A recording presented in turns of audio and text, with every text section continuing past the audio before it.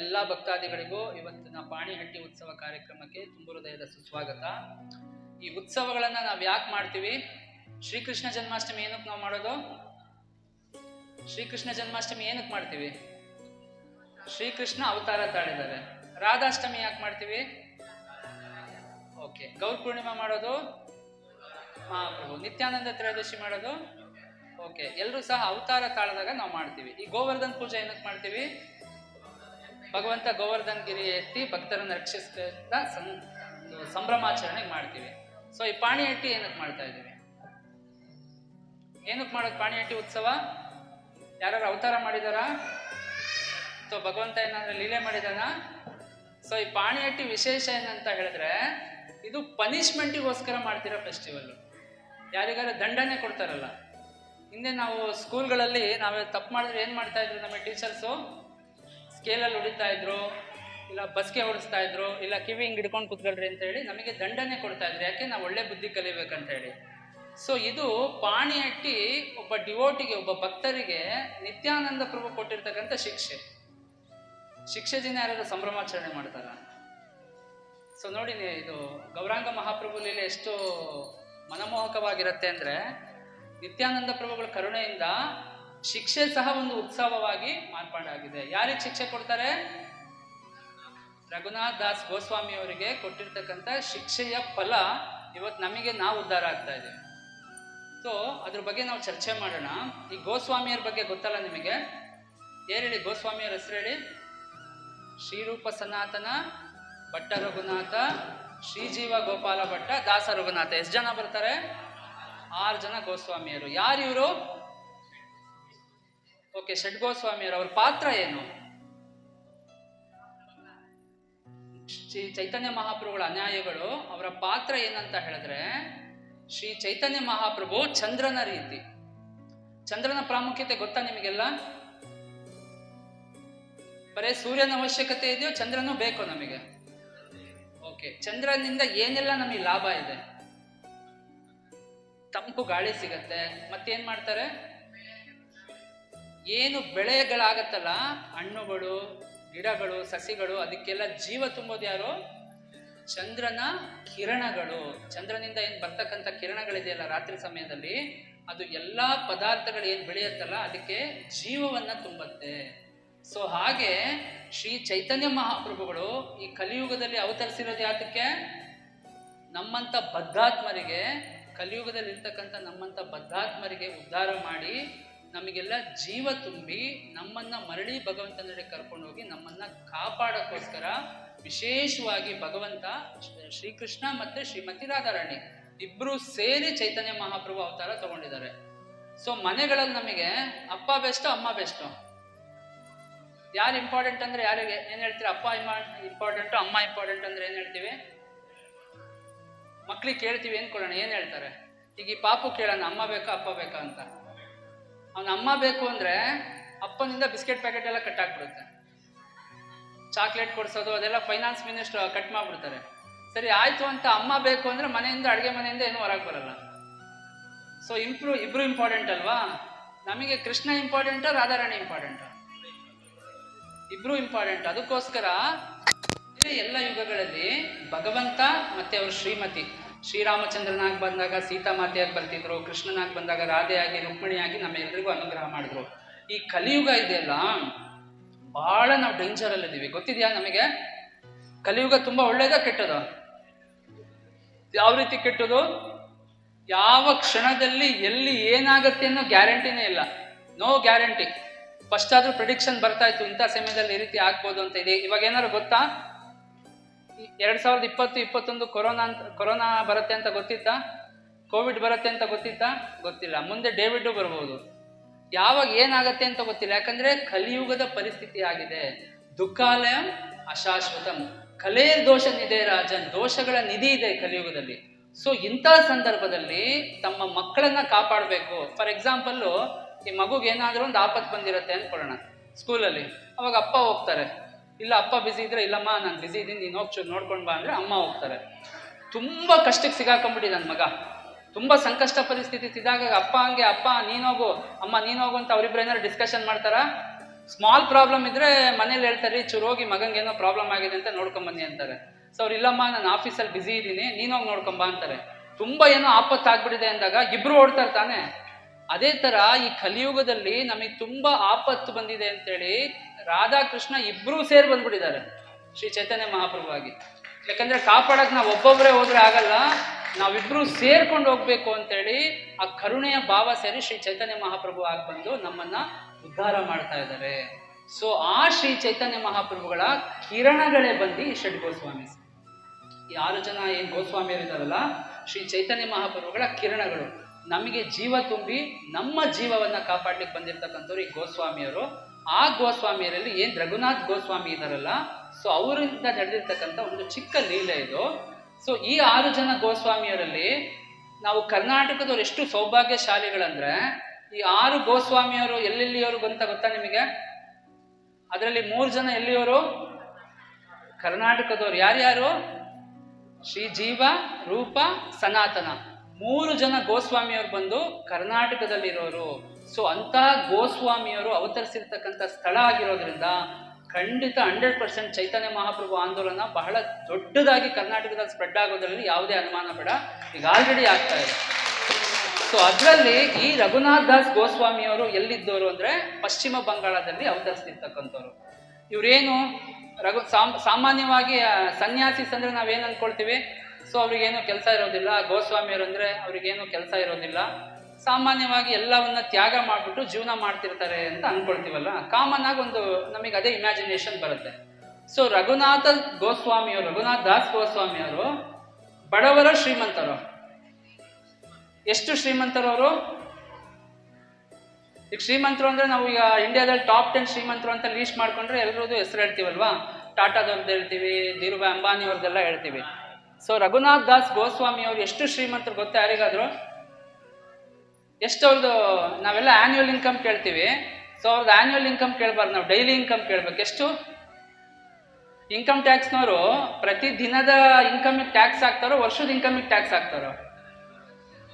So ಈಗೇನಾದ್ರೂ Raghunath Das Goswami ಅವ್ರ ವ್ಯವಹಾರ ನಡೆಸಿ ಏನಾರ ಟ್ಯಾಕ್ಸ್ ಹಾಕ್ತಿದ್ರೆ ಇಡೀ ದೇಶದ ಟ್ಯಾಕ್ಸ್ ರಘುನಾಥ್ ದಾಸ್ ಗೋಸ್ವಾಮಿ ಅವ್ರು ಒಬ್ರು ಟ್ಯಾಕ್ಸಸ್ ಹಾಕಿತ್ತು ಅನ್ಸುತ್ತೆ.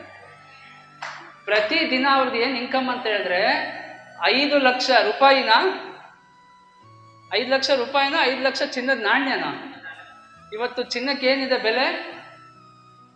ಎಷ್ಟಿದೆ ಗ್ರಾಮಿಗೆ? ಮಾತಾಜಿ ಕೇಳಿದ್ರೆ ಗೊತ್ತಾಗುತ್ತೆ. ಎಷ್ಟಿದೆ ಗ್ರಾಮಿಗೆ? 7,000 8,000 ಇರ್ಬೇಕಲ್ವಾ? ಸೊ ರಘುನಾಥ್ ದಾಸ್ ಗೋಸ್ವಾಮಿ ಅವ್ರದ್ದು ಡೈಲಿ ಇನ್ಕಮ್ ಎಷ್ಟಿತ್ತಂದ್ರೆ 5 ಲಕ್ಷ ಚಿನ್ನದ ನಾಣ್ಯಗಳು. ಸೊ ಕ್ಯಾಲ್ಕುಲೇಷನ್ ಮಾಡ್ಕೊಳ್ಳಿ ನೀವೇ, ಅದು ಎಷ್ಟು ಗ್ರಾಮ್ ಬರುತ್ತೆ, ಎಷ್ಟು ರೂಪಾಯಿ ಆಗುತ್ತೆ, ಮಂತ್ಲಿ ಇನ್ಕಮ್, ಆನ್ಯುವಲ್ ಇನ್ಕಮ್ ಎಲ್ಲ. ಸೊ ಅಷ್ಟು ಶ್ರೀಮಂತರಾಗಿರ್ತಕ್ಕಂಥವ್ರವರು ಅವರು ಗೃಹಸ್ಥಾಶ್ರಮದಲ್ಲಿ ಇರ್ತಾರೆ. ಬಹಳಷ್ಟು ಶ್ರೀಮಂತಿಕೆ ಇರುತ್ತೆ, ಆದರೆ ಅವರಿಗೆ ಅದ್ರಲ್ಲಿ ಆಸಕ್ತಿ ಇರೋದಿಲ್ಲ. ರಘುನಾಥ್ ದಾಸ್ ಗೋಸ್ವಾಮಿ ಅವರಿಗೆ ಶ್ರೀಮಂತಿಕೆಯಲ್ಲಿ ಆಸಕ್ತಿ ಇರೋದಿಲ್ಲ.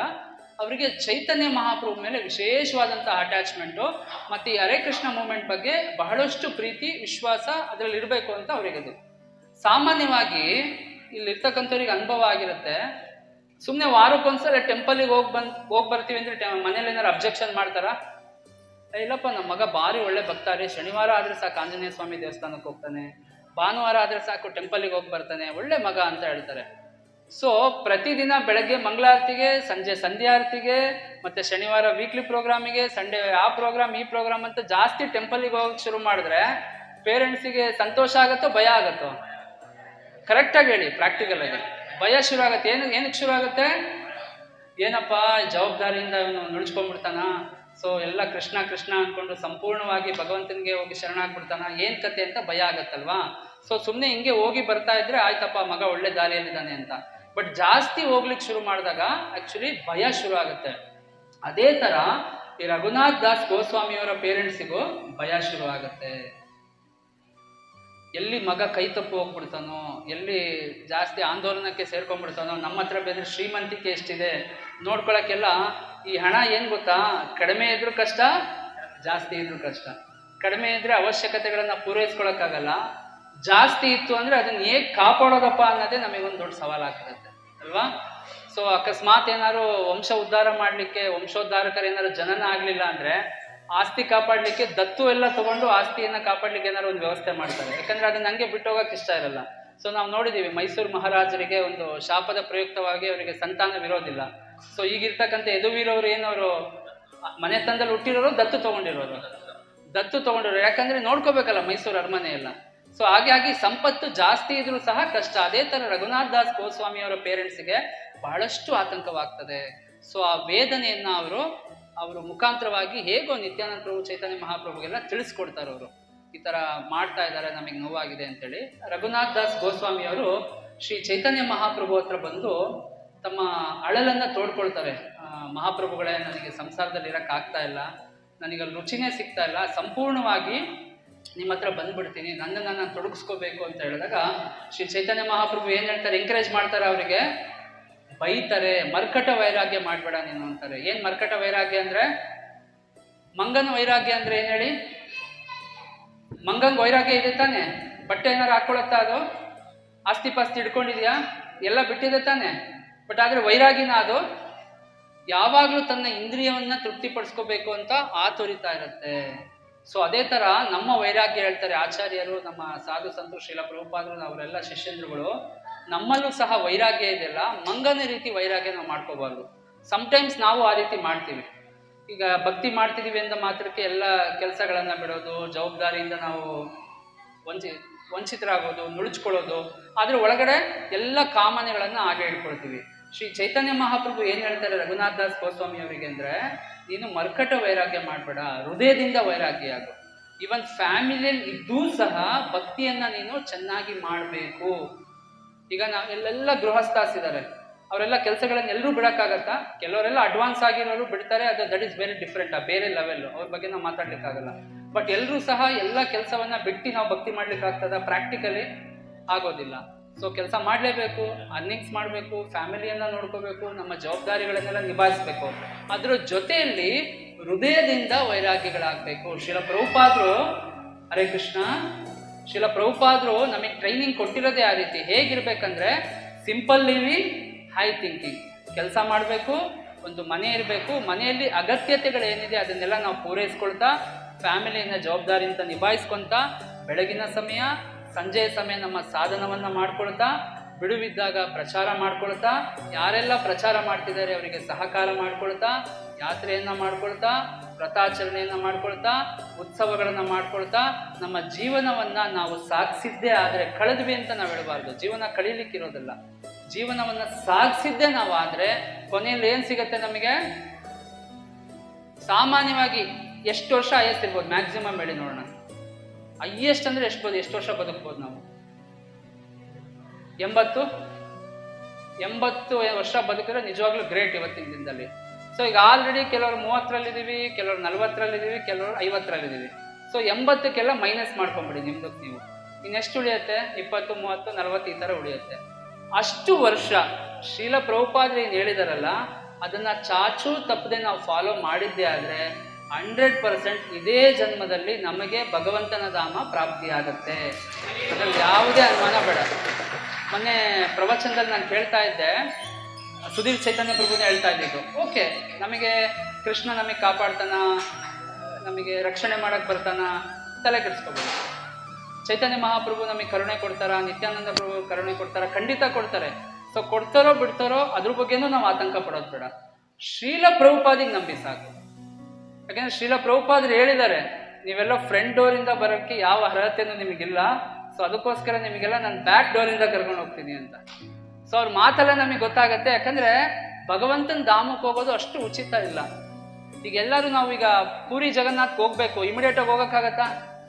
ಸೊ ಅದಕ್ಕೆ ಟಿಕೆಟ್ ಬುಕ್ ಮಾಡ್ಕೋಬೇಕು, ಪ್ರಿಪ್ರೇಷನ್ ಮಾಡ್ಕೋಬೇಕು. ಸೊ ತಿರುಪತಿ ವೆಂಕಟೇಶ್ವರ ಸ್ವಾಮಿ ದರ್ಶನ ಮಾಡ್ಬೇಕಂತ ಆಸೆ ಬಂದ್ಬಿಡ್ತಪ್ಪ, ತಕ್ಷಣ ಮಾಡೋಕ್ಕಾಗತ್ತಾ? ಆಗತ್ತಾ? ನಮ್ಮ ಕೈಯಲ್ಲಿ ಆಗೋದಿಲ್ಲ. ಕಷ್ಟಪಟ್ಟು ಅಲ್ಲಿ ಹೋದ್ರೂ ಸಹ 1 ದಿವಸ ಕೂಡಾಕ್ತಾರೋ 2 ದಿನ ಕೂಡಾಕ್ತಾರೋ ನಮಗೆ ಗೊತ್ತಿಲ್ಲ. ಆದರೆ ಶ್ರೀಲ ಪ್ರಭುಪಾದರು ಹೇಳಿದ್ದಾರೆ, ನಾನು ಹೇಳಿರ್ತಕ್ಕಂಥದ್ದನ್ನ ಫಾಲೋ ಮಾಡಿ ಸಾಕು. ಬೆಳಗ್ಗೆ ಸ್ವಲ್ಪ ಸಾಧನ ಮಾಡ್ಕೊಳ್ಳಿ, ಸಂಜೆ ಸ್ವಲ್ಪ ಸಾಧನ ಮಾಡಿ, ಪ್ರತಿನಿತ್ಯ ಭಾಗವತ ಕಥಾಶ್ರವಣ ಮಾಡಿ.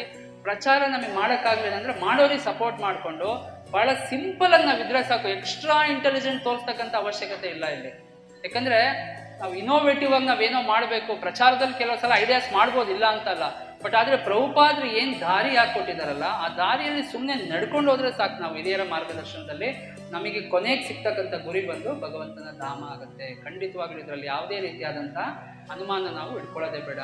ಇದೇ ರೀತಿ ರಘುನಾಥ್ ದಾಸರಿಗೆ ಚೈತನ್ಯ ಮಹಾಪ್ರಭುಗಳು ಹೇಳ್ತಾರೆ, ಇಲ್ಲಪ್ಪ ನೀನು ಮನೆಗೆ ಹೋಗು, ಆದರೆ ನೀನು ಹೃದಯಪೂರ್ವಕವಾಗಿ ನೀನು ತ್ಯಾಗಿಯಾಗು, ಸಂಸಾರದಲ್ಲಿ ಇದ್ಕೊಂಡೆ ನೀನು ಭಕ್ತಿ ಮಾಡೋದನ್ನ ಪ್ರಾಕ್ಟೀಸ್ ಮಾಡು ಅಂತೇಳಿ ಸಮಾಧಾನ ಮಾಡಿ ಕಳಿಸ್ಕೊಡ್ತಾರೆ. ಅವ್ರು ಹೋಗ್ತಿದ್ದಂಗೆ ಅಪ್ಪ ಅಮ್ಮ ಅವರಿಗೆಲ್ಲ ಬಹಳಷ್ಟು ಸಂತೋಷವಾಗುತ್ತೆ. ನಿತ್ಯಾನಂದ ಪ್ರಭುಗಳು ಪಾಣಿಹಟ್ಟಿ ಜಾಗಕ್ಕೆ ಬರ್ತಾರೆ. ಪಾಣಿಹಟ್ಟಿಗೆ ಹೋಗಿದ್ದೀರಾ ಯಾರಾದರೂ? ನಾವು ಹೋಗ್ಬೇಕು ಅಂದ್ಕೊಂಡಿದ್ದೀವಿ, ಭಾಳ ಸಲ ಹೋಗೋಕ್ಕಾಗಿಲ್ಲ. ಯಾಕಂದರೆ ಮಾಯಾಪುರಕ್ಕೆ ಹೋಗ್ಬೇಕಾದ್ರೆ ಅಂದಿವೇ ಬರುತ್ತಂತೆ. ಸೊ ಅವರದಲ್ಲಿ ನಾವು ಇಳಿದು ಬಸ್ ಹತ್ಕೊಂಡು OTC ಕರ್ಕೊಂಡು ಮಾಯಾಪುರ ತಲುಪಿಸಿದ್ರೆ ಸಾಕಾಗಿರುತ್ತಲ್ವಾ.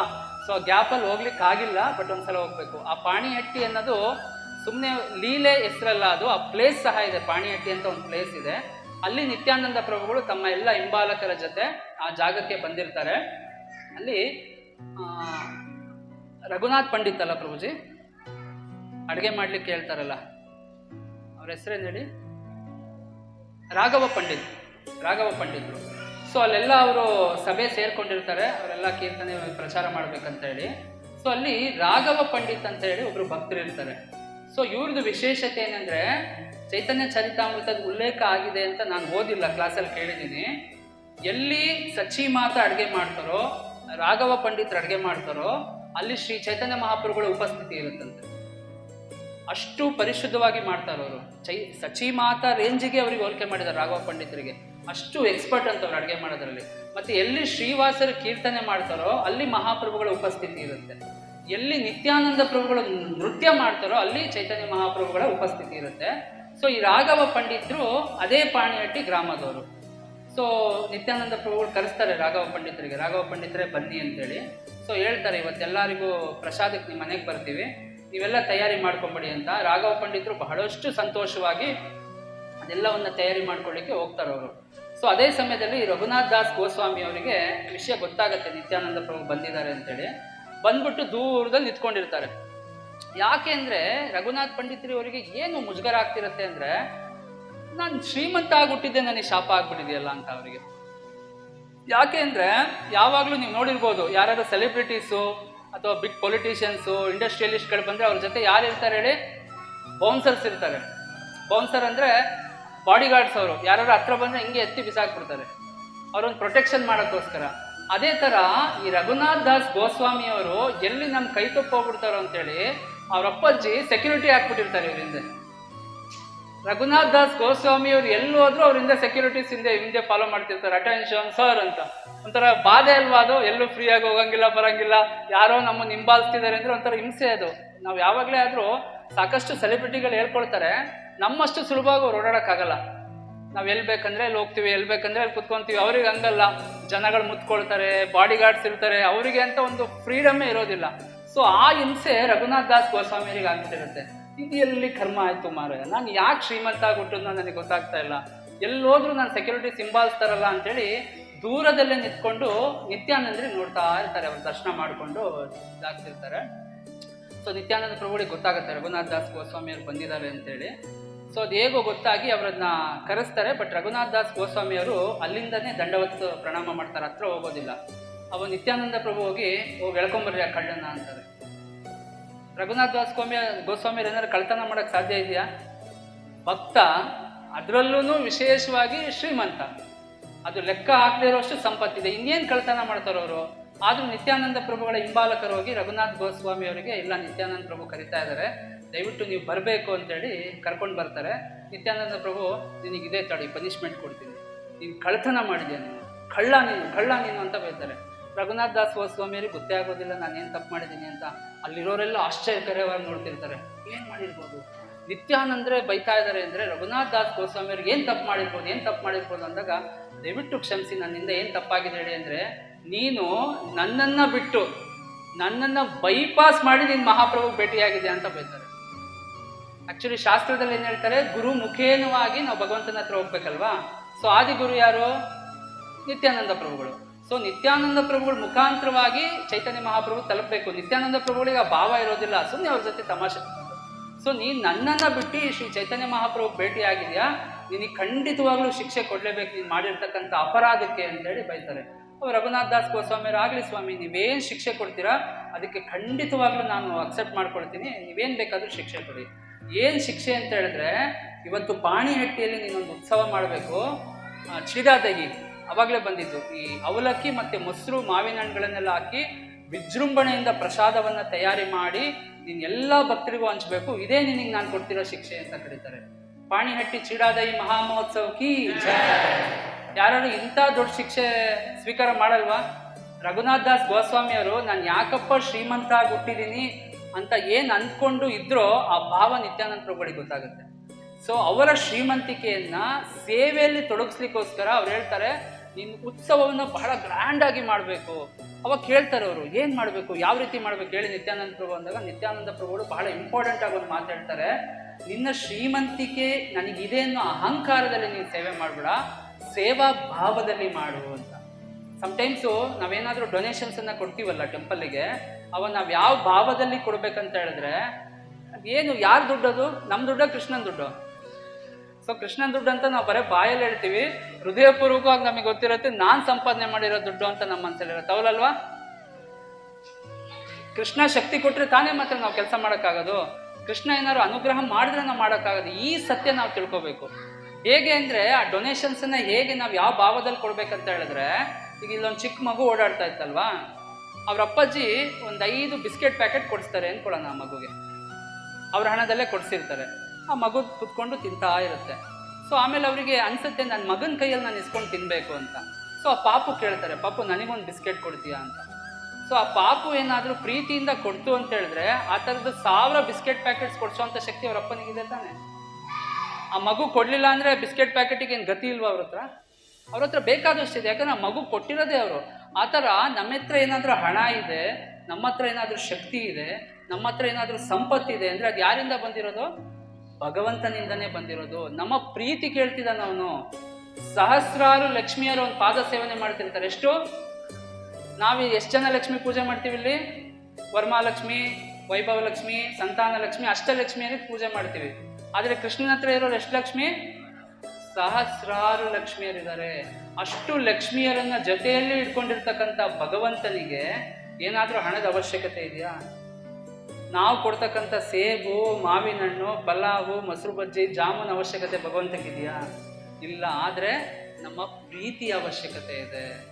ಯಾವಾಗ ನಾವು ಪ್ರೀತಿಯಿಂದ ಅದನ್ನು ಕೊಡ್ತೇವೋ ಅಷ್ಟೇ ಧಾರಾಳವಾಗಿ ಭಗವಂತ ಸ್ವೀಕಾರ ಮಾಡ್ತಾನೆ. ಅದೇ ನಾವು ಡಿಸ್ಕಷನ್ ಮಾಡ್ಕೊಂಡು ಬರ್ತಾ ಇದ್ವಿ. ಯಾವಾಗ ನಾವು ದಾನವನ್ನು ಕೊಡ್ತೀವಲ್ವಾ, ಸೊ ಅದು ನಮ್ಮಲ್ಲಿ ಒಂದು ಎನರ್ಜಿ ಕ್ರಿಯೇಟ್ ಮಾಡುತ್ತೆ. ಏನಪ್ಪ ಅಂತ ಹೇಳಿದ್ರೆ, ನಮ್ಮ ಹೃದಯವನ್ನು ವಿಶಾಲವಾಗಿ ಮಾಡ್ತದೆ. ಸೊ ನಾವು ಯೋಚನೆ ಮಾಡಬಾರ್ದು, ನಾವೇನೋ ಯೋಚನೆ ಮಾಡ್ತಾ ಇರ್ತೀವಿ, ಏನೋ ಮಾತಾಡ್ತಿರ್ತೀವಿ, ಇದೆಲ್ಲನೂ ನಮ್ಮ ಲೈಫಿಗೆ ಕೌಂಟ್ ಆಗ್ತಾ ಇರುತ್ತೆ. ನೀವು ಮನೋಶಾಸ್ತ್ರಜ್ಞರಿಗೆ ಭೇಟಿ ಮಾಡಿದ್ರೆ ಹೇಳ್ತಾರೆ, ಏನೋ ಒಂದು ಯೋಚನೆ ಮಾಡ್ತಾ ಕುತ್ಕೊಂಡ್ಬಿಡೋಣ ಬಿಡು, ಅವ್ರ ಬಗ್ಗೆ ಕೆಟ್ಟದಾಗಿ ಇವ್ರ ಬಗ್ಗೆ ಕೆಟ್ಟದಾಗಿ ಯೋಚನೆ ಮಾಡ್ತಿರೋಣ ಅಂದರೆ ಆ ಎಲ್ಲ ಯೋಚನೆಗಳು ನಮ್ಮ ಸಬ್ಕಾನ್ಷಿಯಸ್ ಮೈಂಡಲ್ಲಿ ಸ್ಟೋರೇಜ್ ಆಗುತ್ತೆ. ನಮ್ಮ ಯೋಚನೆನೇ ನಮ್ಮ ಮುಂದಿನ ಜೀವನ ಆಗುತ್ತೆ. ಹಂಗಾಗಿ ನಾವು ಏನು ಯೋಚನೆ ಮಾಡ್ತೀವಿ ಅನ್ನೋದು ಭಾಳ ಇಂಪಾರ್ಟೆಂಟ್ ಆಗುತ್ತೆ. ಯಾವಾಗಲೂ ನೆಗೆಟಿವ್ ಆಗಿ ಯೋಚನೆ ಮಾಡ್ತಾ ಇರ್ತೀವಿ, ಯಾವಾಗಲೂ ಬೇರೆಯವ್ರ ಬಗ್ಗೆ ಕೆಟ್ಟದಾಗಿ ನಾವೇನಾದರೂ ಯೋಚನೆ ಮಾಡ್ತಿದ್ರೆ ಆ ನೆಗೆಟಿವ್ ರಿಸಲ್ಟ್ ಯಾರಿಗೆ ಬರುತ್ತೆ? ನಮಗೆ ಬರುತ್ತೆ. ಯಾವಾಗಲೂ ಒಳ್ಳೆಯದನ್ನೇ ಯೋಚನೆ ಮಾಡ್ತಾ ಇರಬೇಕು. ಪಾಸಿಟಿವ್ ಆಗಿ ನಾವು ಯೋಚನೆ ಮಾಡ್ತಿದ್ರೆ ಖಂಡಿತವಾಗ್ಲೂ ನಮ್ಮ ಜೀವನದಲ್ಲಿ ಎಲ್ಲವೂ ಸಹ ಒಳ್ಳೆಯದೇ ಆಗ್ತಾ ಹೋಗುತ್ತೆ. ಯಾವಾಗ ಈ ದಾನಗಳನ್ನು ನಾವು ಕೊಡ್ತಾ ಹೋಗ್ತೀವೋ ಅದು ಅಷ್ಟೇ ಪಾಸಿಟಿವ್ ಎನರ್ಜಿ ಕ್ರಿಯೇಟ್ ಮಾಡಿ ನಮಗೆ ವಾಪಸ್ ಬರುತ್ತೆ. 2 ರೀತಿಯಲ್ಲಿ ಶ್ರೀಮಂತರಾಗ್ತಾರೆ ಅಂತ ಹೇಳ್ತಾರೆ. ಒಂದು, ಅವರ ಪುಣ್ಯದ ಫಲದಿಂದ ಶ್ರೀಮಂತರಾಗ್ತಾರೆ. ಇನ್ನೊಂದು, ದಾನವನ್ನು ಯಾರಿಗೆ ಕೊಡ್ತಾರೋ ಅವರು ಸಹ ಶ್ರೀಮಂತರಾಗ್ತಾರೆ. ಸಾಮಾನ್ಯವಾಗಿ ಬರ್ತಾ ಚರ್ಚೆ ಮಾಡ್ತಿದ್ವಿ, ನಿಮ್ಮ ಊರಲ್ಲಿ ಮಾರ್ವಾಡಿಸ್ ಇದಾರಲ್ವಾ? ಸೊ ಅವ್ರಿಲ್ಲದೆ ಇರೋ ಜಾಗ ಯಾವುದಾದ್ರೂ ಇದೆಯಾ? ಎಲ್ಲ ಕಡೆ ಇರ್ತಾರಲ್ವಾ? ಸೊ ಅವ್ರು ಏನೇ ವ್ಯಾಪಾರ ಮಾಡಿದ್ರು ಸಕ್ಸಸ್ ಆಗ್ತಾರೋ ಫೇಲ್ಯೂರ್ ಆಗ್ತಾರೋ? ಏನು ಇದ್ರ ಗುಟ್ಟೇನು, ಸೀಕ್ರೆಟ್ ಏನು ಹೇಳಿ? ಎಲ್ಲೇ ಹೋಗಿ ಅವರೊಂದು ಬಳೆ ಅಂಗಡಿ ಇಟ್ಕೊಂಡ್ರೆ ನೆಕ್ಸ್ಟ್ ಇನ್ನೊಂದು 4-5 ವರ್ಷಕ್ಕೆ ಒಂದು ಕಾಂಪ್ಲೆಕ್ಸ್ ತಗೊಳ್ತಾರೆ. ಒಂದು ಚಾಯ್ ಅಂಗಡಿ ಇಟ್ಕೊಂಡ್ರೆ ಒಂದು ದೊಡ್ಡ ಹೋಟೆಲ್ ಮಾಡ್ತಾರೆ. ಒಂದು ಬಟ್ಟೆ ಅಂಗಡಿ ಇಟ್ಕೊಂಡ್ರೆ ಇದು ಮಾಡ್ತಾರೆ. ನಮ್ಮ ಶಿವಮೊಗ್ಗದಲ್ಲಿ ಒಬ್ರು ಇದ್ದಾರೆ, ಈ ಗುಂಡಿಗಳಿದಾವಲ್ಲ, ಬಹಳಷ್ಟು ದುಡ್ಡಿದೆಯಾ ಗುಂಡಿಗಳಿಗೆ. ಈ ಗುಂಡಿ ಸೂಜಿ ದಾರಕ್ಕೆ ಇಟ್ಕೊಂಡ್ಬಿಟ್ಟು ಇವತ್ತೊಂದು 4-5 ಕಾಂಪ್ಲೆಕ್ಸ್ ಮಾಡ್ಕೊಂಡಿದ್ದಾರೆ. ಸೊ ಏನಾದರೂ ಗುಟ್ಟೇನು ಹೇಳಿ? ಏನು ಸೀಕ್ರೆಟ್ ಏನು ಸಕ್ಸಸ್ಸಿಗೆ? ಅವ್ರು ಮಾಡೋಕ್ಕಾಗ್ತಿದೆ, ನಾವು ಮಾಡೋಕ್ಕಾಗ್ತಾ ಇಲ್ಲ. ಒಂದು 3 ಗುಟ್ಟಿದೆ, ಏನೇನು ಹೇಳಿ ನೋಡೋಣ. ಒಂದವರಲ್ಲಿ ಯುನಿಟಿ ಇದೆ, ಬ್ರದರ್ಸ್ಗಳು ಜಗಳ ಮಾಡ್ಕೊತಾರೆ, ಅವರು ಎಲ್ಲ ಒಟ್ಟಿಗೆ ವ್ಯವಹಾರ ಮಾಡ್ತಾರೆ. ಇನ್ನೊಂದು ನೆಕ್ಸ್ಟ್ ಏನಪ್ಪ ಅಂದರೆ ಬೆಳಗ್ಗೆಯಿಂದ ಸಂಜೆ ತನಕ ಪರಿಶ್ರಮ ಪಟ್ಟು ಕೆಲಸ ಮಾಡ್ತಾರೆ. ಬಟ್ ಮೂರನೇದು ಏನಿದೆ ಹೇಳಿ, ಅವರು ದಾನ ಮಾಡ್ತಾರೆ. ನೋಡಿದ್ದೀರಾ ನೀವು? ಯಾವ್ದಾದ್ರು ಜನ್ಮಾಷ್ಟಮಿಗೆ ಅದಕ್ಕೆಲ್ಲ ಎಕ್ಸ್ಪೀರಿಯನ್ಸ್ ಮಾಡಿ, ಇಲ್ಲಿ ಲೋಕಲ್ ಯಾರ್ದಾರು ಅಂಗಡಿಗೆ ಹೋಗ್ಬಿಟ್ರೆ ವಾಪಸ್ ಕಳಿಸೋ ಪರ್ಸೆಂಟೇಜೇ ಜಾಸ್ತಿ. ಇಲ್ಲ ಸೌಕರ್ಯ ಇದ್ರು ಸೌಕರ್ಯ ಇಲ್ಲ ಅಂತ ಹೇಳಿ ಕಳಿಸ್ಬಿಡ್ತಾರೆ, ಇಲ್ಲಾಂದ್ರೆ ನಾಳೆ ಬನ್ನಿ ಅಂತ ಕೇಳ್ತಾರೆ. ಸಾಮಾನ್ಯವಾಗಿ ನೀವು ವಿಷ್ಣು ಸಮಾಜ, ಅವರು ವೈಷ್ಣವರು, ಹುಟ್ಟಿದಾಗಿನಿಂದ ಭಗವಂತನ ಪೂಜೆ ಮಾಡ್ಕೊಂಡು ಬಂತಿರೋರು, ಅವರ ಅಂಗಡಿಗೆ ನೀವು ಹೋದ್ರೆ ಸಾಮಾನ್ಯವಾಗಿ ವಾಪಸ್ ಕಳಿಸೋದಿಲ್ಲ ಅವರು. ಸೊ ಎಷ್ಟಾದ್ರೂ ಒಂದು ದಾನವನ್ನ ಕೊಡ್ತಾರೆ. ಯಾವಾಗ ಅವರು ಭಗವಂತನಿಗೆ ದಾನವನ್ನ ಕೊಡ್ತಾ ಕೊಡ್ತಾ ಹೋಗ್ತಾರೋ ಅಷ್ಟೇ ಅವ್ರಿಗೆ ರಿಟರ್ನ್ಸ್ ಆಗ್ತಾ ಹೋಗುತ್ತೆ. ಬೇಕಾದ್ರೆ ಯಾರು ಎಕ್ಸ್ಪೀರಿಯನ್ಸ್ ಮಾಡಿ, ಯಾವಾಗ ನಾವು ಭಗವಂತನಿಗೆ ಸೇವೆಯನ್ನ ಮಾಡ್ತೀವೋ, ವೈಷ್ಣವರಿಗೆ ಸೇವೆಯನ್ನ ಮಾಡ್ತೀವೋ, ಅದು ನಮಗೆ ರಿವರ್ಸ್ ಆಗಿ ರಿಟರ್ನ್ ಆಗಿ ಬರುತ್ತೆ ಹೊರತು ಭಗವಂತ ಹಾಗೆ ಬಚ್ಚಿಟ್ಕೊಳ್ಳೋದಿಲ್ಲ. ಬಟ್ ನಾವು ಮಾಡುವಾಗ ಆ ಭಾವದಲ್ಲಿ ನಾವು ಮಾಡಬಾರ್ದು. ಬಟ್ ಯಾರೆಲ್ಲ ಮೂಮೆಂಟಲ್ಲಿ ಡೆಡಿಕೇಶನ್ ಆಗಿ ಮಾಡ್ತಾರೋ ಖಂಡಿತವಾಗ್ಲೂ ಭಗವಂತನ ಅನುಗ್ರಹ ಅವ್ರಿಗೆ ಆಗುತ್ತೆ. ಅದೇ ನಿತ್ಯಾನಂದ ಪ್ರಭುಗಳು ರಘುನಾಥ್ ದಾಸ್ ಗೋಸ್ವಾಮಿಯರಿಗೆ ಹೇಳ್ತಾರೆ, ನೀನು ನಾನು ಶ್ರೀಮಂತ ಇದ್ದೀನಿ, ನಾನು ಮಾಡ್ತಾ ಇದ್ದೀನಿ ಅನ್ನೋ ಭಾವದಲ್ಲಿ ಮಾಡಬೇಡ, ಸೇವಾ ಭಾವದಲ್ಲಿ ಮಾಡು ಅಂತ ಹೇಳಿದಾಗ ಖಂಡಿತವಾಗ್ಲೂ ಆಗಲಿ ನಿತ್ಯಾನಂದ ಪ್ರಭುಗಳೇ ಅಂತೇಳಿ ಅವರೆಲ್ಲ ಸೇವಕರಿಗೆ ಕಳಿಸ್ತಾರೆ. ಹೋಗಿ ಮಾರ್ಕೆಟಲ್ಲಿ ಎಷ್ಟು ಅವಲಕ್ಕಿ ಇದೆ, ಮೊಸರಿದೆ, ಡ್ರೈ ಫ್ರೂಟ್ಸ್ ಇದೆ, ಎಲ್ಲ ತೊಗೊಂಡು ಬನ್ನಿ ಅಂತೇಳಿ ಎಲ್ಲವನ್ನ ತರಿಸಿ ಬಹಳ ದೊಡ್ಡ ಪ್ರಮಾಣದಲ್ಲಿ, ನೀವು ಹೇಗೆ ಇವತ್ತು ಮಾಡ್ತಿದ್ದೀರಲ್ಲ ಚೀಡಾದಹಿ, ಅದೇ ಥರ ದೊಡ್ಡ ಪ್ರಮಾಣದಲ್ಲಿ ಅವರು ಮಾಡಿ ಎಲ್ಲರಿಗೂ ಸಹ ಹಂಚುತ್ತಾರೆ. ಎಷ್ಟು ಕ್ರೌಡ್ ಗ್ಯಾದರ್ ಆಗುತ್ತೆ ಅಂತ ಹೇಳಿದ್ರೆ ನಾವು ಊಹೆ ಮಾಡೋಕ್ಕೂ ಆಗೋದಿಲ್ಲ. ಕೆಳಗಡೆ ನಿಲ್ಲಕ್ಕೆ ಜಾಗ ಇಲ್ದಲೆ ಮರದ ಮೇಲೆಲ್ಲ ಹತ್ಕೊಂಡ್ಬಿಡ್ತಾರಂತೆ. ಹಿಂದೆಲ್ಲ ಸಿನಿಮಾ ನೋಡೋಕೆ ಹೋಗೋರಲ್ಲ, ಥಿಯೇಟ್ರ್ ಫುಲ್ ಆದರೆ ಕೆಳಗೆ ಕುತ್ಕೊಂಡು ನೋಡೋದು, ಸೀಟ್ ಮೇಲೆ ಕುತ್ಕೊಂಡು ನೋಡೋದು, ಹೊರಗೆ ಕುತ್ಕೊಂಡು ನೋಡೋದು, ಆ ಥರ ಎಲ್ಲ ಇರ್ತಾ ಇತ್ತು. ಯಾಕಂದರೆ ಹೌಸ್ಫುಲ್ ಅಂತ ಹೇಳಿ. ಅದೇ ಥರ ಈ ಪಾಣಿಹಟ್ಟಿ ಚೀಡಾದಹಿ ಉತ್ಸವ ಎಷ್ಟು ಹೌಸ್ಫುಲ್ ಆಯ್ತು ಅಂತ ಹೇಳಿದ್ರೆ, ಕೆಳಗಡೆ ನಿಲ್ಲಕ್ಕೆ ಜಾಗ ಇಲ್ದಲೆ ಮರದ ಮೇಲೆಲ್ಲ ನಿಂತ್ಕೊಳ್ತಿದ್ರಂತೆ, ಅಲ್ಲಿಂದ ಚೀಡಾದಹಿ ಇಸ್ಕೊಳ್ತಿದ್ರಂತೆ. ಅಷ್ಟು ಬ್ಯೂಟಿಫುಲ್ ಆಗಿ ಸಕ್ಸಸ್ಫುಲ್ ಆಗಾಯ್ತು. ಲಾಸ್ಟಿಗೆ ನಿತ್ಯಾನಂದ ಪ್ರಭುಗಳು ಕರೆಸ್ತಾರೆ ರಘುನಾಥ್ ದಾಸ್ ಗೋಸ್ವಾಮಿ ಅವರಿಗೆ. ಕರೆಸ್ಬಿಟ್ಟು ಅವರಿಗೆ ಅನುಗ್ರಹವನ್ನು ಕೊಟ್ಟು ನಿತ್ಯಾನಂದ ಪ್ರಭುಗಳು ಅವರ ಚರಣ ಕಮಲವನ್ನು ರಘುನಾಥ್ ದಾಸ್ ಗೋಸ್ವಾಮಿ ಅವ್ರ ತಲೆ ಮೇಲೆ ಇಡ್ತಾರಂತೆ. ಇಂಥ ಮಹಾನ್ ಸೌಭಾಗ್ಯ ಯಾರಿಗೆ ಸಿಗತ್ತೆ? ಇಟ್ಟು ಆಯ್ತುಪ್ಪ ನೀನಿನ್ನ ಹೋಗು, ಚೈತನ್ಯ ಮಹಾಪ್ರಭು ಹತ್ರ ನೀನು ಹೋಗು ಅಂತೇಳಿ ಅವರ ಅನುಮತಿಯನ್ನು ಕೊಟ್ಟು ಕಳಿಸ್ತಾರೆ. ಅಂದರೆ ಗುರು ಅನುಮತಿ ಸಿಕ್ತು. ಇಲ್ಲಿ ನಾವೊಂದು ಸೂಕ್ಷ್ಮವಾಗಿ ಒಂದು ಗಮನಿಸಬೇಕು. ಯಾವಾಗ ಇವರು ನೇರವಾಗಿ ಚೈತನ್ಯ ಮಹಾಪ್ರಭುಗೆ ಅಪ್ರೋಚ್ ಮಾಡಿದ್ರಲ್ವಾ, ಅವಾಗ ಚೈತನ್ಯ ಮಹಾಪ್ರಭು ಸ್ವೀಕಾರ ಮಾಡಿದ್ರ? ಇಲ್ಲ, ನೀನು ಹೋಗು, ಮನೆಯಲ್ಲಿ ನೀನು ಸೇವೆ ಮಾಡು, ಹೃದಯಪೂರ್ವಕವಾಗಿ ಇದು ಮಾಡು ಅಂದರು. ಈಗೇನು ಸಿಕ್ತು? ಅಪ್ರೂವಲ್ ಸಿಕ್ತು, ಸೀಲ್ ಬಿತ್ತು ನಿತ್ಯಾನಂದ ಪ್ರಭುದು. ಈಗ ಹೇಳಿದ್ರು, ಈಗ ಹೋಗಪ್ಪ ನೀನು ಚೈತನ್ಯ ಮಹಾಪ್ರಭು ಅಂತ ಕಳಿಸ್ಕೊಡ್ತಾರೆ. ನಿತ್ಯಾನಂದ ಪ್ರಭು ಏನೋ ಚೈತನ್ಯ ಮಹಾಪ್ರಭು ಹತ್ರ ಹೋಗುವಂತ ಕಳಿಸ್ಕೊಟ್ರು. ಈ ಮನೆಯಲ್ಲಿ ಬಿಡ್ಬೇಕಲ್ಲ. ಈಗ ನಮ್ಮ ಸುಧೀರ್ ಪ್ರಭು ಹತ್ರ ಯಾರು ಹೋಗಿ ಫುಲ್ ಟೈಮ್ ಹಾಕ್ಬೇಕು ಅಂದರೆ ಮನೆಯಿಂದ NOC ತೊಗೊಂಬರಪ್ಪ ಅಂತಾರೆ. ಸೊ ನಿಮ್ಮಮ್ಮ, ನಿಮ್ಮಪ್ಪ, ನಿಮ್ಮ ಹೆಂಡತಿ ಲೆಟ್ರು ಬರ್ಕೊಡ್ಲಿ ಫುಲ್ ಟೈಮ್ ಆಗುವಂತ, ಅವಾಗ ನಾನು ಸೇರಿಸ್ಕೊತೀನಿ, ಅಲ್ಲಿ ತನಕ ನಿಮ್ಮ ಮನೆಯಲ್ಲಿ ಇರು ಅಂತ ಹೇಳ್ತಾರೆ. ಆ ಥರ ಇವ್ರು NOC ಕೊಡ್ಬೇಕಲ್ಲ. ರಘುನಾಥ್ ದಾಸ್ ಗೋಸ್ವಾಮಿ ಅವ್ರ ಮನೆಯಲ್ಲಿ ಕೊಟ್ರ? ಅವರು ಕೊಡ್ಲಿಲ್ಲ. ಅದಕ್ಕೋಸ್ಕರ ಇವರು ನಿತ್ಯಾನಂದ ಪ್ರಭು ಏನೋ ಪರ್ಮಿಷನ್ ಕೊಟ್ಟರು, ಆದರೆ ಮನೆಯಲ್ಲಿ ಬಿಡಲ್ಲ ಅಂತೇಳಿ ಮನೆಯ ಇತ್ತಿಲು ಬಾಗಿಲಿಂದ ರಘುನಾಥ್ ದಾಸ್ ಗೋಸ್ವಾಮಿ ಅವರು ಓಡಿ ಹೋಗ್ತಾರೆ. ಎಲ್ಲಿಗೆ ಹೋಗ್ತಾರೆ? ಚೈತನ್ಯ ಮಹಾಪ್ರಭು ಎಲ್ಲಿರ್ತಾರೆ? ಪೂರಿ ಕ್ಷೇತ್ರದಲ್ಲಿರ್ತಾರೆ. ಸೊ ನಾವು ಈ ಆವರದಿಂದ ಮಾಯಾಪುರಕ್ಕೆ ಹೋಗ್ಲಿಕ್ಕೆ ಎಷ್ಟು ಸಮಯ ತಗೊಳ್ತೀವಿ? ಎಷ್ಟು ಸಮಯ ತಗೊಳ್ತೀವಿ? 6-7 hours ತಗೊಳ್ತೀವಲ್ವಾ? ಸೊ ನಾವು ವೆಹಿಕಲಲ್ಲಿ. ಬಟ್ ಚೈತನ್ಯ ಇವರು ರಘುನಾಥ್ ದಾಸ್ ಗೋಸ್ವಾಮಿ ಅವರು ನಡ್ಕೊಂಡು ಹೋಗ್ಬೇಕಿತ್ತು. 3 ದಾರಿ ಇತ್ತಂತೆ. ಸೊ ಒಂದು ಶಾರ್ಟ್ ಕಟ್ ಇತ್ತಂತೆ, ಅದರಿಂದ ಹೋದ್ರೆ ಕೆಲವೇ ಗಂಟೆಗಳಲ್ಲಿ ಅವರು ಕೆಲವೇ ದಿನಗಳಲ್ಲಿ ತಲುಪೋದಿತ್ತು. ಬಟ್ ಆದರೆ ರಘುನಾಥ್ ಗೋಸ್ವಾಮಿಗೆ ಅನ್ಸತ್ತೆ, ನಾನು ಈ ಮಾರ್ಗವಾಗಿ ಏನಾರು ಹೋದ್ರೆ ನಮ್ಮ ಅಪ್ಪನ ಸೆಕ್ಯೂರಿಟೀಸ್ ಬಂದು ಮತ್ತೆ ನನಗೆ ಹಿಡ್ಕೊಂಡ್ಬಿಡ್ತಾರೆ. ಸೊ ಹಾಗಾಗಿ ಕಾಡು ದಾರಿಯಲ್ಲಿ ಹೋಗ್ತಾರಂತೆ.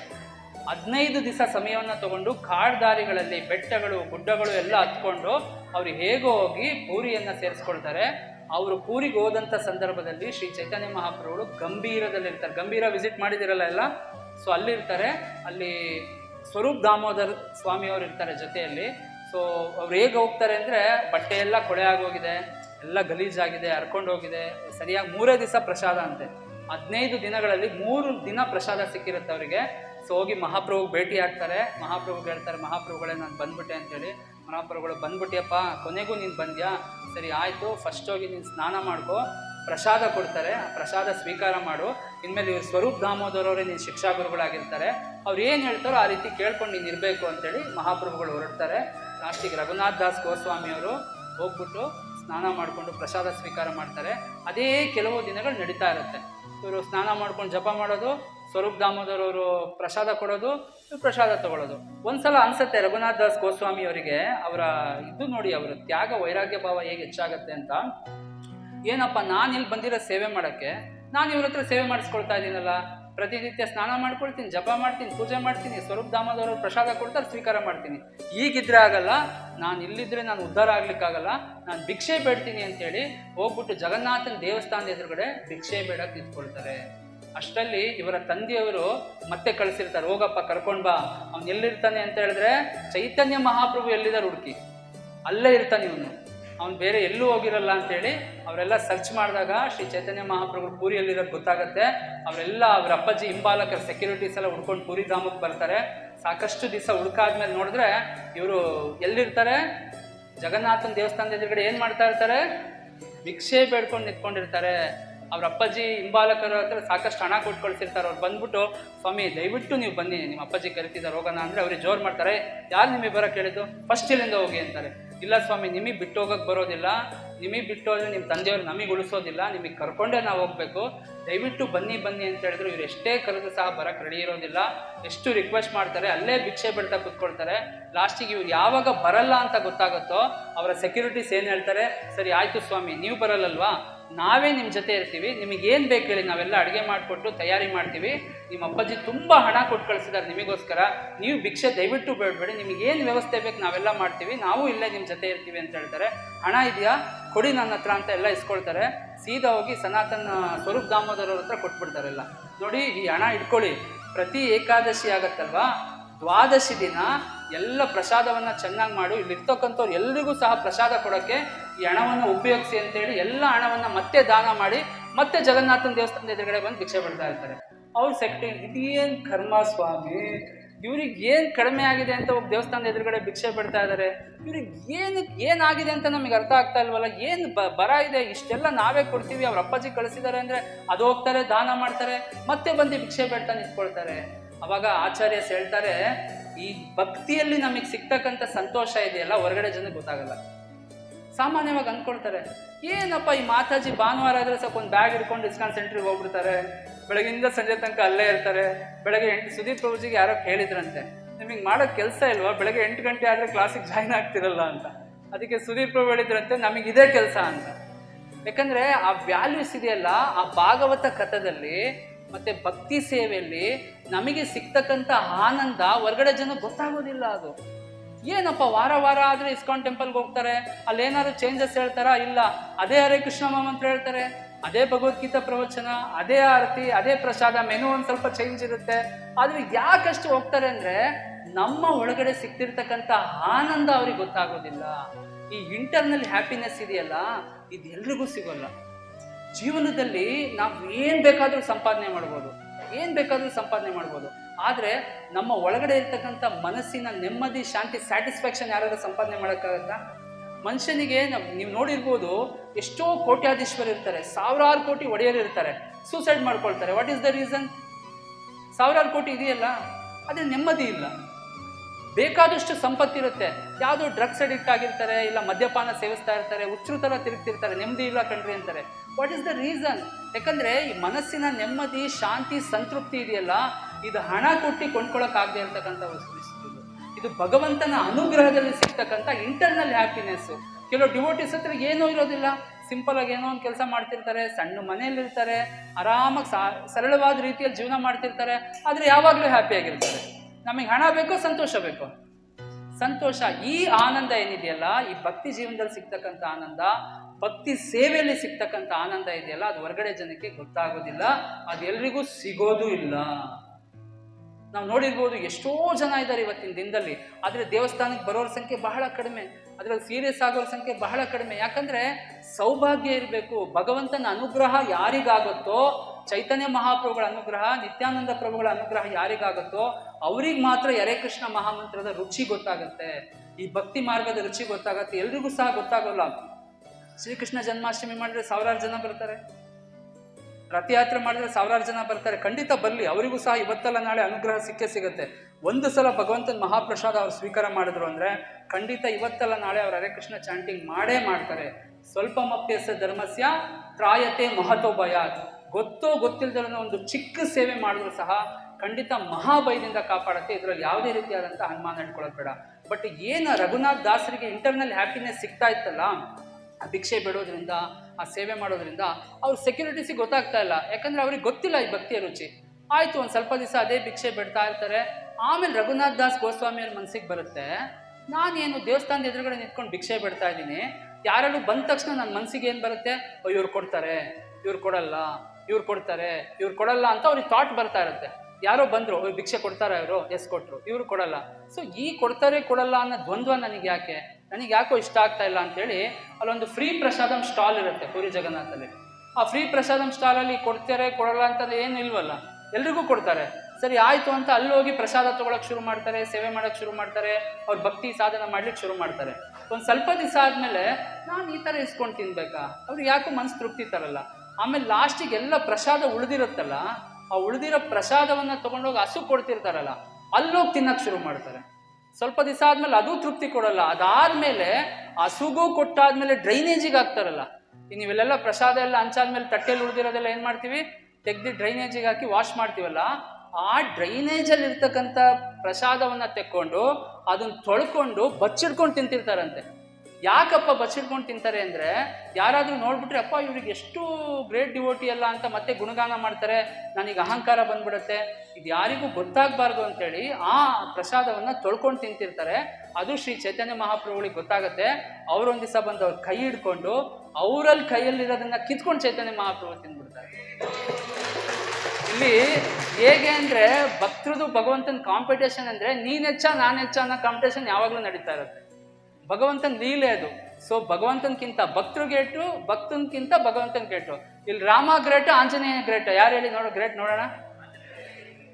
ಶ್ರೀರಾಮಚಂದ್ರ ಗ್ರೇಟ್ ಅಲ್ವಾ? ಅಂದರೆ ಪೈಪೋಟಿ ಇರುತ್ತೆ ಭಗವಂತನಿಗೂ ಅವನ ಭಕ್ತರಿಗೂ. ಯಾವುದೋ ಒಂದು ಶಾಸ್ತ್ರದಲ್ಲಿ ಉಲ್ಲೇಖ ಇಲ್ಲ, ಬಟ್ ಜಾನಪದದಲ್ಲಿ ಉಲ್ಲೇಖ ಬರುತ್ತೆ. ಯಾರೋ ಒಬ್ಬ ಭಕ್ತಂದು ಇಬ್ರಿಗೂ ಶ್ರೀರಾಮಚಂದ್ರನಿಗೂ ಆಂಜನೇಯನಿಗೂ ಮನಸ್ತಾಪ ಬರುತ್ತೆ ಅಂದರೆ ಯಾರು ಒಪ್ತೀರಾ? ಬರಲ್ಲ. ಬಟ್ ಆದರೆ ಒಂದು ವಿಷಯದಲ್ಲಿ ಭಿನ್ನಾಭಿಪ್ರಾಯ ಬರುತ್ತೆ. ಒಬ್ಬ ವ್ಯಕ್ತಿ ಬರ್ತಾನೆ, ಆತ ಆಂಜನೇಯನಿಗೆ ರಕ್ಷಣೆ ಕೇಳ್ಕೊಳ್ತಾನೆ. ಸೊ ಅದೇ ವ್ಯಕ್ತಿನ ಸಂಹಾರ ಮಾಡಬೇಕು ಅಂತ ಶ್ರೀರಾಮಚಂದ್ರ ಬರ್ತಾರೆ. ಏನು ಮಾಡೋದೀಗ? ಮಧ್ಯದಲ್ಲಿ ನಿಂತ್ಕೊಂಡಿದ್ದಾರೆ. ಶ್ರೀರಾಮಚಂದ್ರ ಸಂಹಾರ ಮಾಡಬೇಕು ಅಂತಾರೆ, ಆಂಜನೇಯ ಭಕ್ತನಿಗೆ ರಕ್ಷಿಸಬೇಕು ಅಂತಾರೆ. ಸೊ ಆಂಜನೇಯ ಶ್ರೀರಾಮನ ವಿರುದ್ಧ ಯುದ್ಧ ಮಾಡ್ತಾರಾ? ಯಾವ ಕಾರಣಕ್ಕೂ ಮಾಡೋದಿಲ್ಲ. ಏನು ಮಾಡೋದು ಅಂತ ಹೇಳಿದ್ರೆ, ಶ್ರೀರಾಮಚಂದ್ರ ಬಾಣ ಬಿಡ್ತಾ ಇರ್ತಾರೆ, ಆಂಜನೇಯ ಜಸ್ಟ್ ಕಣ್ಮುಚ್ಕೊಂಡು ಶ್ರೀರಾಮ್ ಜಯ ರಾಮ್ ಜಯ ಜಯ ರಾಮ್, ಶ್ರೀರಾಮ್ ಜಯ ರಾಮ್ ಜಯ ಜಯ ರಾಮ್ ಅಂತಿರ್ತಾರೆ. ಆ ಶ್ರೀರಾಮಚಂದ್ರ ಬಿಟ್ಟಿರ್ತಕ್ಕಂಥ ಬಾಣ ಎಲ್ಲ ಶಕ್ತಿ ಕಳ್ಕೊಳ್ತಾ ಇರುತ್ತೆ. ಸೊ ಲಾಸ್ಟಿಗೆ ಶ್ರೀರಾಮಚಂದ್ರ, ಅಪ್ಪ ನನ್ಗಿಂತ ನೀನೇ ಗ್ರೇಟ್ ಬಿಡಪ್ಪ ಅಂತಾರೆ. ಅವಾಗ ಆಂಜನೇಯ ಹೇಳ್ತಾರೆ, ಸ್ವಾಮಿ ನಾನ್ ಗ್ರೇಟ್ ಅಲ್ಲ, ನಿಮ್ಮ ನಾಮ ಗ್ರೇಟು ಅಂತ ಹೇಳ್ತಾರೆ. ಯಾಕಂದ್ರೆ ಆಂಜನೇಯ ಹೇಳೋದು ಶ್ರೀರಾಮ ಜಯರಾಮ ಜಯ ಜಯರಾಮ ಅಂತ ಇರ್ತಾರಲ್ಲ, ಹಂಗಾಗಿ ಶ್ರೀರಾಮಚಂದ್ರ ಬಿಡೋ ಬಾಣ ಇಲ್ಲ, ಅದು ಪವರ್ ಕಳ್ಕೊಳತ್ತೆ. ಸೊ ಯಾರು ಬಂದಿರ್ತಾರಲ್ಲ ಆಂಜನೇಯನ ರಕ್ಷಣೆ ಕೋರ್ಕೊಂಡು, ಸೊ ಅವರಿಗೆ ರಕ್ಷಣೆ ಸಿಗತ್ತೆ, ಅವರು ಬಚಾವಾಗ್ತಾರೆ. ಈ ರೀತಿ ಶ್ರೀ ಚೈತನ್ಯ ಮಹಾಪ್ರಭುಗಳು ಅವ್ರ ಕೈಯಲ್ಲಿ ಇರ್ತಕ್ಕಂಥ ಒಂದು ಪ್ರಸಾದವನ್ನು ತೊಗೊಂಡು ತಿಂತಾರೆ. ಲಾಸ್ಟಿಗೆ 48 ಇಯರ್ಸಲ್ಲಿ ಚೈತನ್ಯ ಮಹಾಪ್ರಭುಗಳು ಲೀಲೆ ಮುಗಿಸೋಗ್ತಾರೆ. ಆಮೇಲೆ ರಘುನಾಥ್ ದಾಸ್ ಗೋಸ್ವಾಮಿ ಅವರು ಇನ್ನೂ ಹೆಚ್ಚಿನ ಅವರ ಭಕ್ತಿ ಪರಾಕಾಷ್ಠೆಗೆ ಹೋಗುತ್ತೆ. ಲಾಸ್ಟಿಗೆ ಹಂತ ಹಂತವಾಗಿ ಅವರು ಗ್ರೇಟ್ನೆಸ್ ಹಾಕೋಗ್ತಾರೆ. ಬಹಳಷ್ಟು ದೊಡ್ಡ ಭಕ್ತ ಆಗ್ತಾರೆ ರಘುನಾಥ್ ದಾಸ್ ಗೋಸ್ವಾಮಿ ಅವರು. ಅವರಕ್ಕೇನು ದಂಡಿಸಿರ್ತಾರಲ್ಲ ನಿತ್ಯಾನಂದ ಪ್ರಭು, ಆ ವಿಶೇಷವಾದಂತಹ ದಿನ ಇವತ್ತು. ಈ ಉತ್ಸವದಲ್ಲಿ ನಾವೆಲ್ಲ ಪಾಲ್ಗೊಳ್ತಾ ಇದ್ದೀವಿ. ನಮ್ಮೆಲ್ರಿಗೂ ಸಹ ಗೊತ್ತಿದ್ದೋ ಗೊತ್ತಿಲ್ಲದಲೇನೋ ನಮ್ಮಿಂದನೂ ಏನೋ ತಪ್ಪುಗಳಾಗಿರುತ್ತೆ. ಈ ಪಾಣಿಹಟ್ಟಿ ಉತ್ಸವದಲ್ಲಿ ನಾವು ಕಲಿಬೇಕಾಗಿರೋದೇನು ಅಂದರೆ, ಗುರುವಿನ ಮುಖಾಂತರವಾಗೋದ್ರೆ ಖಂಡಿತ ಕೃಷ್ಣ ಸಿಗ್ತಾನೆ, ನಿತ್ಯಾನಂದ ಪ್ರಭು ಮುಖಾಂತರವಾಗೋದ್ರೆ ಖಂಡಿತವಾಗ್ಲೂ ಶ್ರೀ ಚೈತನ್ಯ ಮಹಾಪ್ರಭು ಸಿಗ್ತಾರೆ ಅಂತಕ್ಕಂಥ ಒಂದು ಲೆಸನ್ ನಮಗೆ ಇದರಿಂದ ಗೊತ್ತಾಗುತ್ತೆ.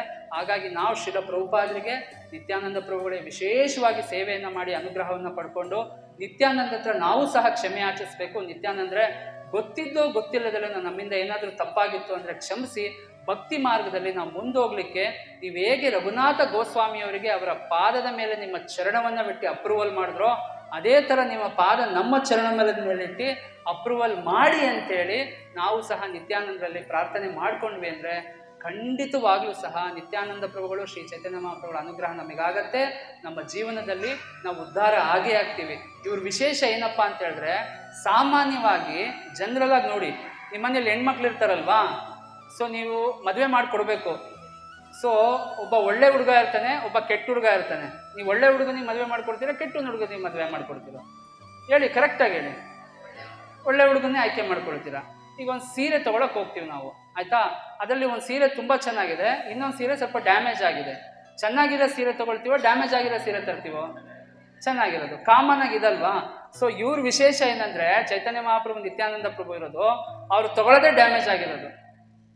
ಯಾಕಂದ್ರೆ ಅವರೆಷ್ಟು ಕರುಣಾಳು ಅಂತ ಹೇಳಿದ್ರೆ, ಸಾಮಾನ್ಯವಾಗಿ ಒಳ್ಳೆ ಪರಿಶುದ್ಧ ಭಕ್ತರಿಗೆ ಸ್ವೀಕಾರ ಮಾಡ್ತಿದ್ರಲ್ವಾ. ಶ್ರೀರಾಮಚಂದ್ರ ಆಗ್ಲಿ ಶ್ರೀಕೃಷ್ಣ ಆಗ್ಲಿ ಯಾರು ಪ್ಯೂರ್ ಡಿವೋಟೀಸ್ ಇದ್ದೋ, ಕೃಷ್ಣ ಕೌರವರನ್ನ ಆಯ್ಕೆ ಮಾಡ್ಕೊಂಡ್ರು, ಪಾಂಡವರನ್ನ ಆಯ್ಕೆ ಮಾಡ್ಕೊಂಡ್ರು.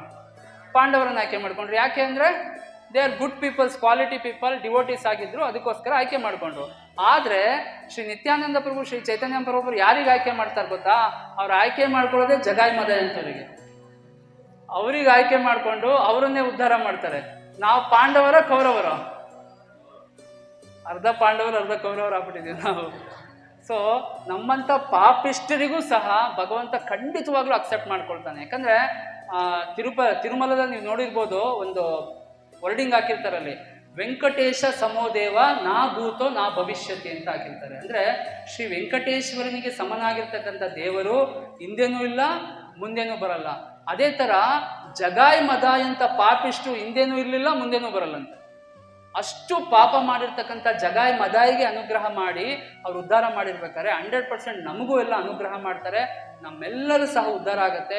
ನಾವೇನ್ ಮಾಡ್ಬೇಕಂದ್ರೆ ಶ್ರೀಲ ಪ್ರಭುಪಾದರು ಹೇಳಿರ್ತಕ್ಕಂಥ ಏನ್ ಫಾರ್ಮುಲಾ ಹಾಕೊಟ್ಟಿದಾರಲ್ಲ ಅದನ್ನ ಸಿನ್ಸಿಯರ್ ಆಗಿ ನಾವು ಫಾಲೋ ಮಾಡಿದ್ದೇ ಆದ್ರೆ ಖಂಡಿತವಾಗ್ಲೂ ನಮ್ಮ ಜೀವನ ಉದ್ಧಾರ ಆಗತ್ತೆ.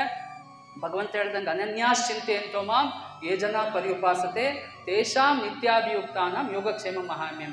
ಎಲ್ಲ ಚಿಂತೆ ಬಿಟ್ಟು ಕೇವಲ ಭಗವಂತನ ಚಿಂತನೆಯಲ್ಲಿ ನಾವು ಇದ್ದಿದ್ದೇ ಆದರೆ ನಮ್ಮ ಹತ್ರ ಏನಿದೆ ಅದನ್ನು ಕಾಪಾಡ್ತಾನೆ, ಏನಿಲ್ಲ ಅದನ್ನು ಖಂಡಿತವಾಗ್ಲೂ ಅನುಗ್ರಹ ಮಾಡ್ತಾನೆ.